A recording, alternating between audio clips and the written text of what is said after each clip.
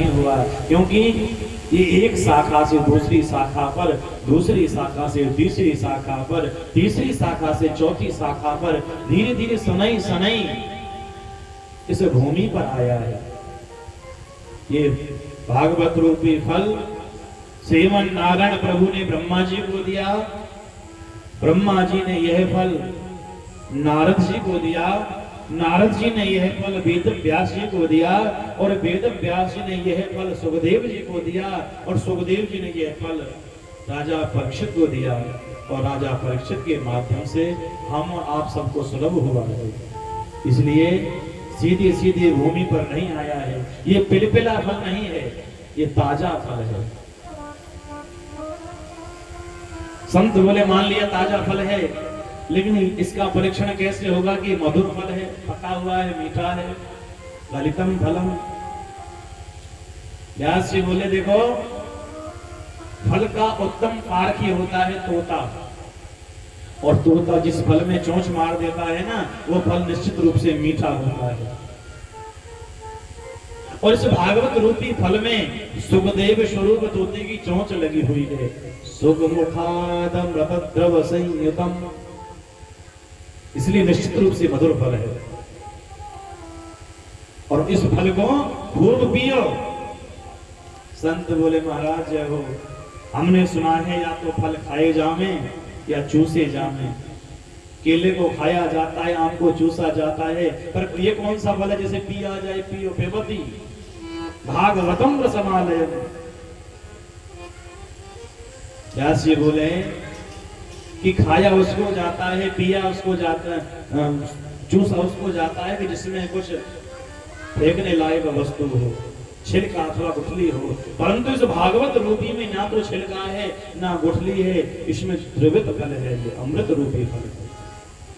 इसलिए इस द्रवित फल को अपने कान रूपी तोनाओं के माध्यम से खूब पियो। और कब तक पीना है कि जब तक आप स्वयं रसरूप ना बन जाओ। और भगवान का एक नाम वेद में है रसो वैसा, भगवान रसरूप है।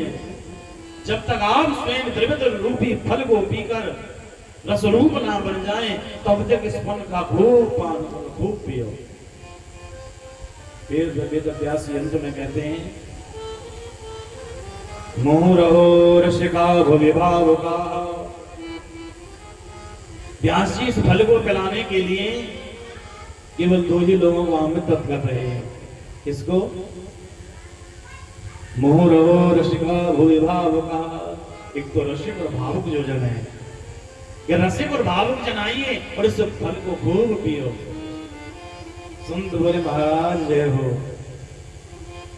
अरे यदि कोई प्याऊ लगा देता है तो उस प्याऊ के यहाँ आकर, प्याऊ पर आकर कोई भी जल पी सकता है जिसे प्यास लगे। प्याऊ तो सार्वभौम है। यदि आपने ये प्याऊ लगाई है तो सार्वभौम होनी चाहिए, कोई भी आकर पानी पी सकता है। पर आप तो केवल दो ही लोगों को बुला रहे हैं, ऐसा क्यों? व्यास जी बोले देखो, पानी के महत्व को प्यासा ही समझता है। जिसे प्यास ना लगी हो ना, वो आपसे अनेक प्रश्न करेगा। आप यहाँ गेट पर जल लेकर के बैठ जाओ, आने जाने वाले सबसे पूछो भैया मधुर जल पियोगे? जिसको प्यास नहीं है ना, आप जबरदस्ती रोक तो लोगे, लेकिन बार बार आपसे अनेक प्रश्न करेगा। ज्यादा ठंडा तो नहीं है? ये मुझे जुकाम हो जाए। बोले ज्यादा ठंडा नहीं है, नॉर्मल है। मीठा है, बोले ज्यादा मीठा तो नहीं है? नहीं मेरी शुगर बढ़ जाए, मुझे मधुमेह है।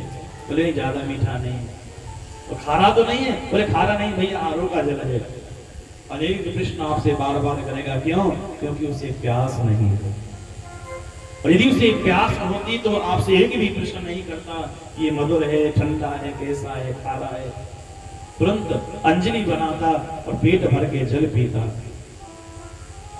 व्यास जी कहते हैं इस भगवत कथा को वही पिएगा जिसे भगवत कथा की प्यास लगी है।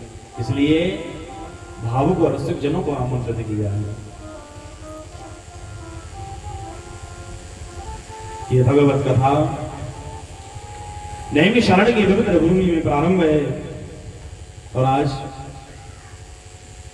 नैमिषे निमष क्षेत्रे ऋषिया शौनकादया सत्यम स्वर्गाय लोकाय सहस्र शत। नेहमी शरण की भूमि में 88,000 श्रोता कथा सुनने के लिए बैठे हैं और श्री सूत जी महाराज कथा सुना रहे हैं।